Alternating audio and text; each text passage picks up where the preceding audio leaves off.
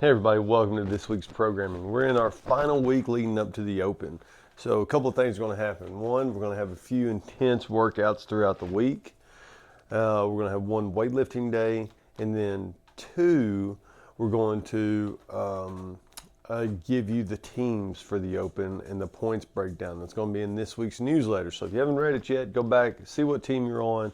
We're going to divide it up. We've got a point scale system. Now, we got a lot of people in the gym this year. We have some that are going to participate, some that might not participate, and that's okay. If you don't want to sign up for the Open, you don't have to sign up for the Open. Nobody looks down on you, does anything, that's going to think negative about you for that. We all have our own personal reasons of why we want to do it and why we don't, and we'll respect those. If you do sign up for the Open, you get extra points for your team. At the end of the 3 weeks, we'll have a team announcement, team winner. We'll get a prize for them of some sort. Maybe we'll come up with some team names, start hanging up banners again in the gym. But we'll come to that once we get to the final 3 weeks. But leading into this week, we're going to start off with Monday. We have a squat clean workout. So the squat clean workout is going to be a little different. It's going to be 3 sets of 3, then you're going to do 4 sets of 2, and then you're going to do 5 sets of 1. It's not going to be timed per se and being like an EMOM. What's more or less like is like you do 3 reps. You can choose to do touch and goes or you choose to do singles. I chose to do singles when I tested this out. And we're going to kind of have like RX weight. I'm going to give you percentages. Then we're going to have like a competitor's weight for this. But the goal is the one to stay moving consistently, take short breaks between your reps, and then a little bit longer break between the sets. So if I do the 3 sets of 3, say I chose 185, I'm probably going to do singles on these and not touch and goes because they bother my knee whenever I do touch and go reps. I'll do 3 singles, make sure every rep is perfect. I'll take a step back, maybe walk across the gym, touch the wall, then come back. I always have like a little cadence or rhythm I like to get in when I do these. Then I'll do another set of 3, walk, 20, 30 seconds rest, come back, do them again. Another set of 3. Then I'll take a longer break, change the weights, up it. 4 sets of 2, and I just repeat the same process. This is probably going to take some people, might take 7 to 9 minutes. Others might take 12 to 15 minutes. We're going to have a hard cutoff time, though, at 15 minutes. If you're not done in 15 minutes, we're going to have to move on. Because part B, we have some short sprints.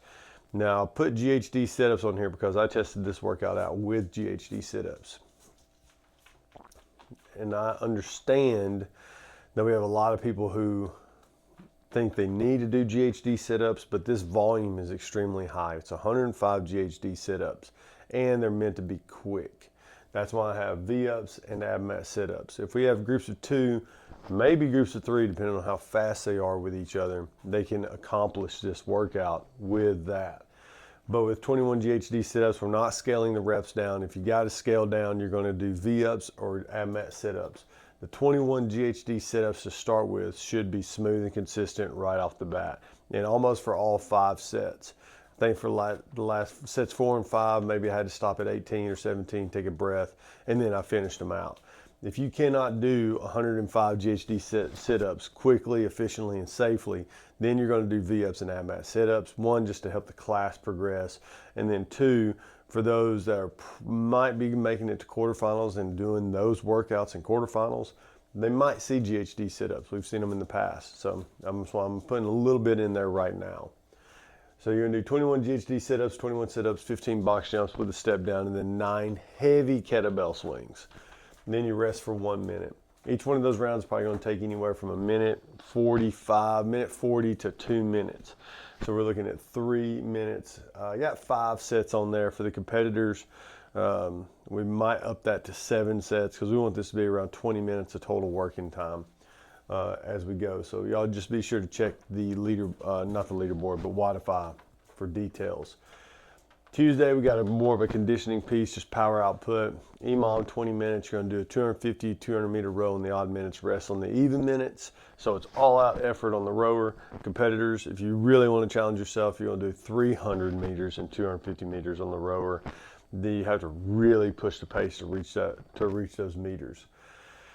Then we're going to go rest 5 minutes. So at the 25-minute mark, we're going to go 3 rounds for time, 100 double unders, 25 chest to bars, 5 wall walks.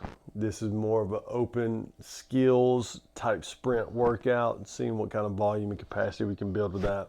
This right here, if you were to go unbroken, That is a 9-minute workout, just about. Maybe a little bit less if you can go really fast.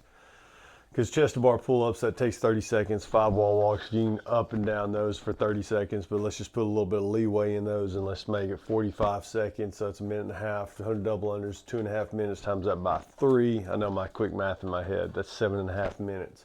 That this workout could be done for those that are really elite in those movements.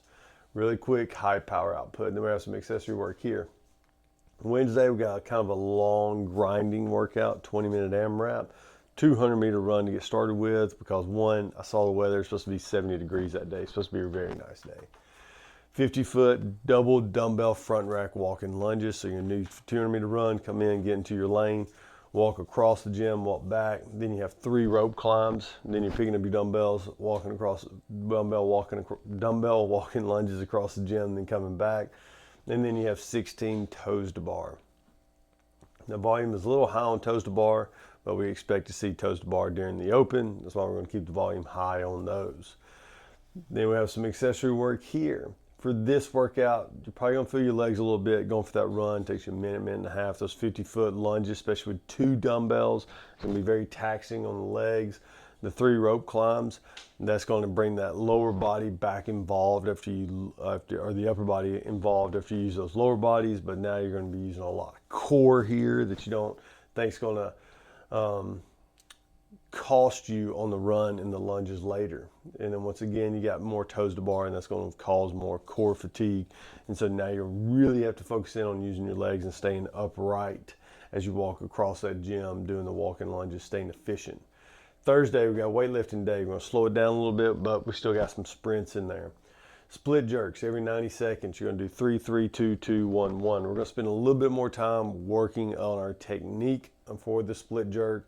We want to keep these loads moderate. You're feeling really good that day. Maybe your shoulders are really warmed up that day and you just feel real good. Maybe we can try to go for a new 1 RM for that split jerk. Then we're going to go into 4 sets. You're going to do supersets. 10 bench press, rest 20 to 30 seconds. Kind of similar to what we did on Monday with the squat cleans. Then you have 16 alternating gorilla dumbbell / kettlebell rows. These are really great exercise, not only for upper body pulling, but also for that midline, that core stability. These help build those very, very well, especially whenever we got into Fridays. And then we have a 20-second all-out bike sprint.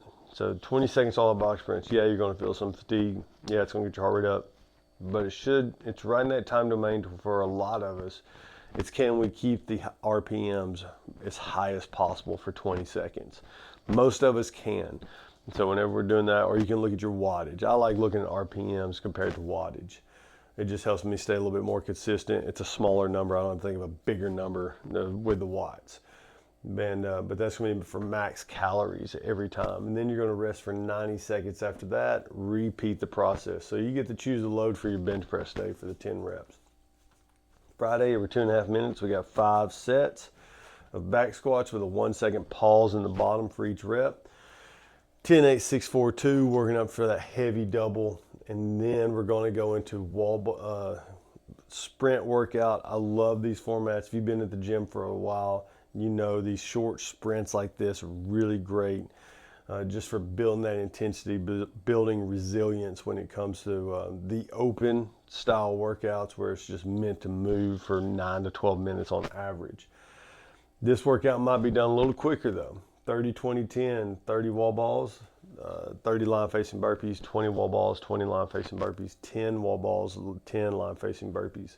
In an ideal, perfect world that we will never stop moving in this.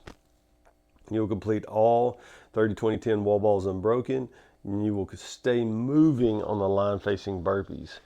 Line-facing burpees are a lot easier to me than bar-facing burpees. All you gotta do is fall down and just stay moving.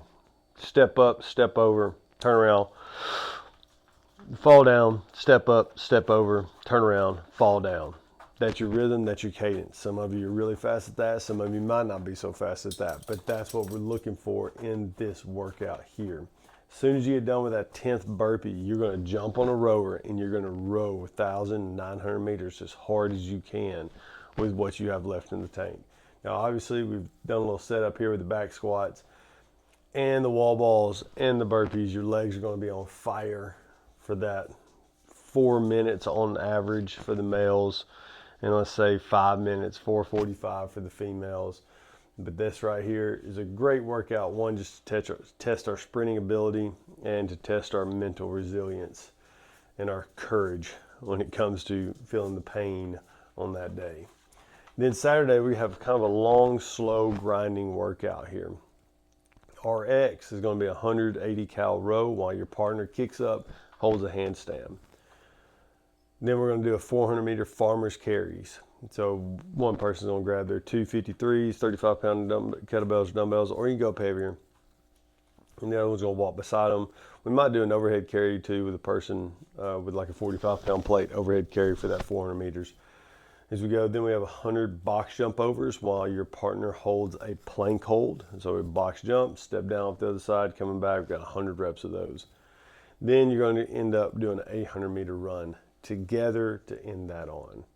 So that's this week's workouts. We're going to have accessory work for each day. Once again, be ready to have the team announcements in this week's newsletters. Check those out.